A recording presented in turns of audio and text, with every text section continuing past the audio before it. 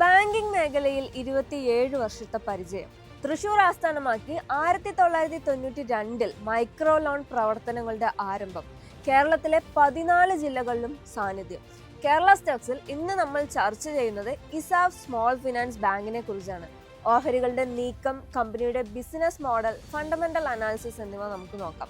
Welcome back to Kerala Stokes.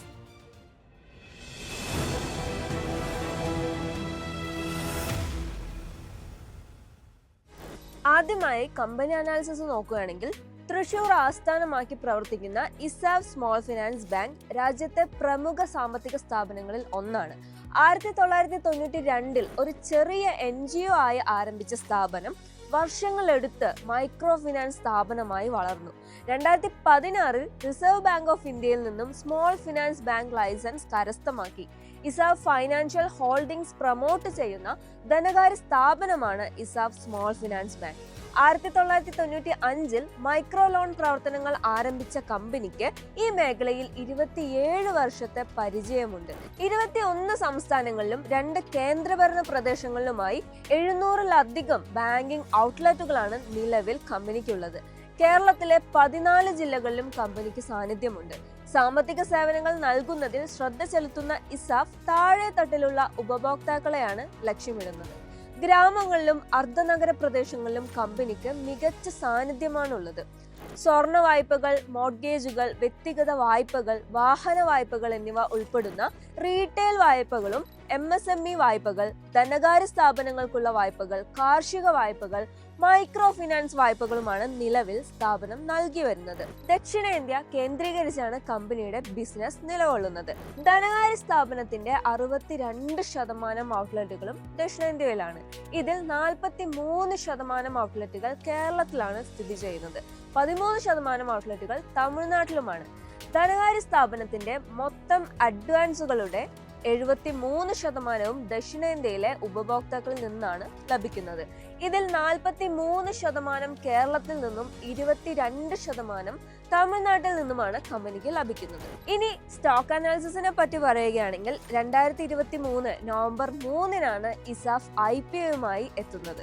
463 കോടി രൂപ സമാഹരിച്ച ഇഷ്യൂവിൽ 390.7 കോടി രൂപയുടെ പുതിയ ഇഷ്യൂവും 72.3 കോടി രൂപയുടെ ഓഫർ ഫോർ സെയിലുമാണ് ഉണ്ടായിരുന്നത്. 10 രൂപ മുഖവിലയുണ്ടായിരുന്ന ഓഹരിയുടെ പ്രൈസ് ബാൻഡ് 57 രൂപ മുതൽ 60 രൂപ വരെയായിരുന്നു. 77 ഇരട്ടി അപേക്ഷകൾ ലഭിച്ച ഇഷ്യൂ അവസാനിച്ചത് നവംബർ 7 2023 നവംബർ 10 18% പ്രീമിയത്തോടെ 71 രൂപയിൽ ഓഹരികൾ ദലാൽ സ്ട്രീറ്റിൽ അരങ്ങേറ്റം കുറിച്ചു. അന്നേ ദിവസം ഓഹരികൾ വ്യാപാരം അവസാനിപ്പിച്ചത് 69 രൂപയിലായിരുന്നു.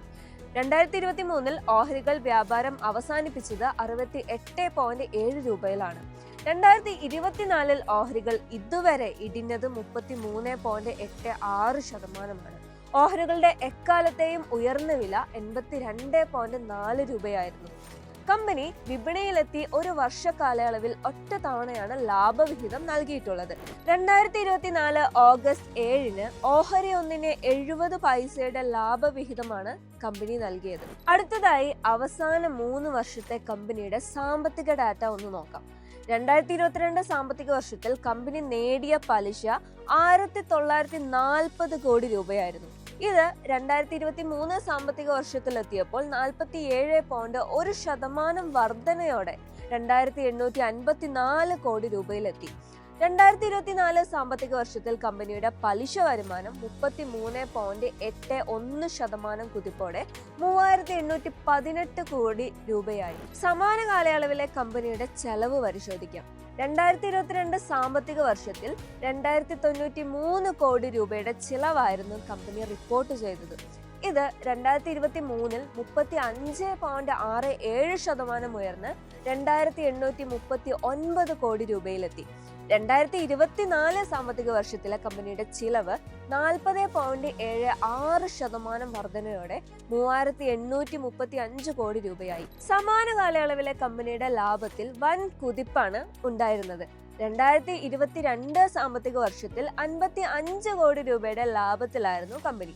2023 452.39% വമ്പൻ കുതിപ്പോടെ 302 കോടി രൂപയിലെത്തി.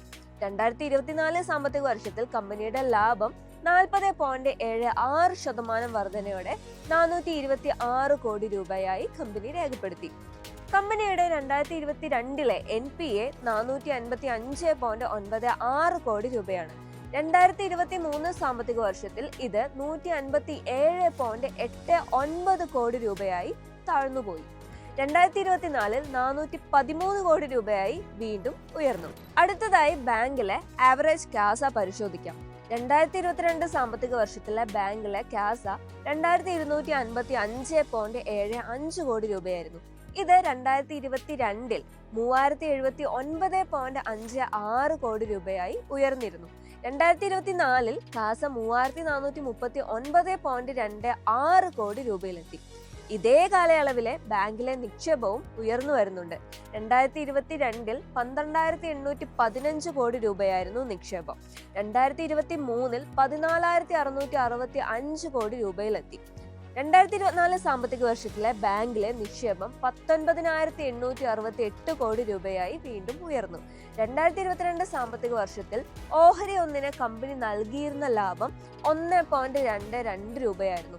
ഇത് 2023 സാമ്പത്തിക വർഷത്തിൽ 6.73 രൂപയിലെത്തി.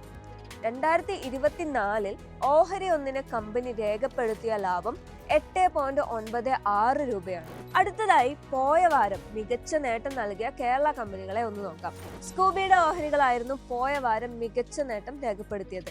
9.51% ഉയർന്ന ഓഹരികൾ 99.49 രൂപയിലാണ് ക്ലോസ് ചെയ്തത്.